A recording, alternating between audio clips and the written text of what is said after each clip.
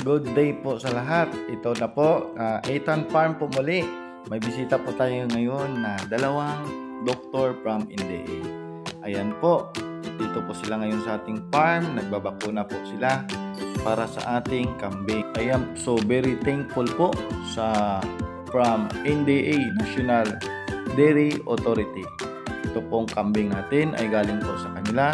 At saka po, sila po, mini-maintain po nila.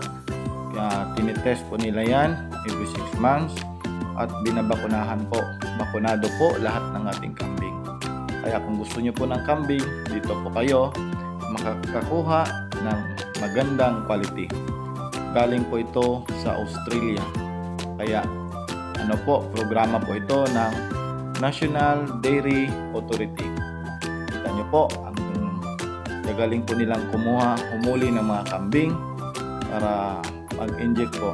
Sanay na sanay po sila dahil yan po ang trabaho ng dalawang doktor na yan. Kaya kampante po tayo dahil kita nyo naman na ina-assist po talaga tayo. Blessed po tayo dahil nandito po sila. At saka tingnan nyo ang programa ng National Dairy Authority. Ang gaganda ng programa. Yan lang. At saka ito, ang kagandahan dito, lahat ng kambing mo protektado. Ayan, medyo sira na yung kulungan natin kaya pagawa ko sa kabila.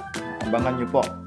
Matapos na po yun, ililipat ko na rin po siya. Kaya ang gaganda po ng kambing na yan. Lahat po, purely po yan. At saka tingnan nyo po sa ginawa ko pong vlog sa kabila. Meron po tayong vlog doon na kung paano po maka-avail sa National Dairy Authority ng kambing dahil programa po nila yan. Andun po sa kabilang vlog. Tingnan nyo lang how to avail sa anin goats. Andyan po sa vlog ko sa kabila. Kaya like and subscribe lang po dahil hindi lang po yan ang magiging benefits nyo dito sa aming farm, sa aming vlog po. Mabibenefits nyo po.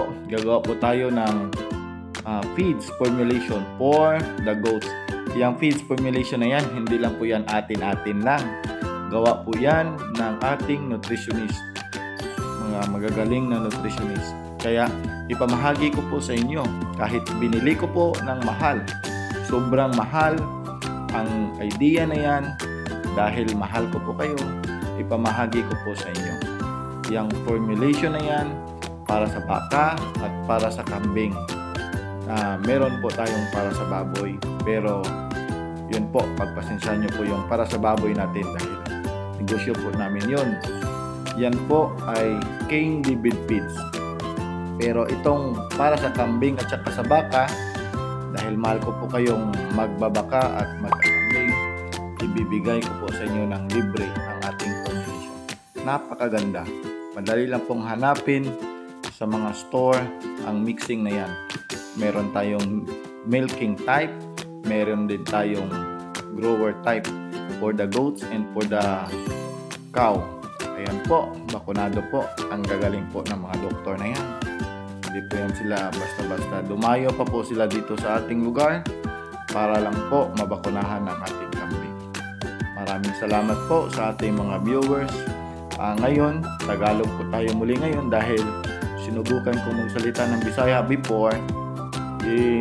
May mga subscriber po tayo na hindi nakakaintindi, nag-message po sila, kaya ito na po yung promise ko sa inyo. Pagpasensyahan nyo na lang po kung medyo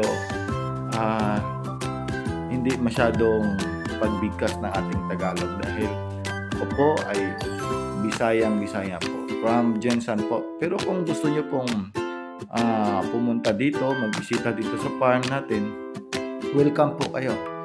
Sabihin nyo lang po ng mga subscribers ko po kayo, very welcome po kayo. Dahil ito, hindi ako masyadong kilala na kambing ko, ang ka-quality. Pero dahil hindi ako nagpapapasok. Pero kung subscribers ko po kayo, pwede kayo. Lipat po tayo dito sa ating Anglo-Nubian. Meron po tayong mga Anglo-Nubian. Kita nyo naman, ang kinis po ng kanilang balat. Ituturo ko rin po sa inyo kung paano ang sekreto kung bakit ganyan kakinis, ganyan kakintab ang balat ng ating kambing. Abangan nyo lang po, subscribe lang po kayo. Maraming salamat po sa ating mga viewers at saka subscribers po. Hindi lang po yan ang inyong makukuha sa atin. Paggawa ng feeds, step by step, at saka marami pa po. Next time, ituturo ko rin po sa inyo yung pag-alaga ng baka, and then baboy, at saka meron po tayong fish pan po. Ituturo ko rin po sa inyo ng libre. Abangan nyo po yung feeds po. Malapit na pong lalabas. Maraming salamat po sa inyo. Kaya minamahal ko po kayo dahil ituturo ko pong libre.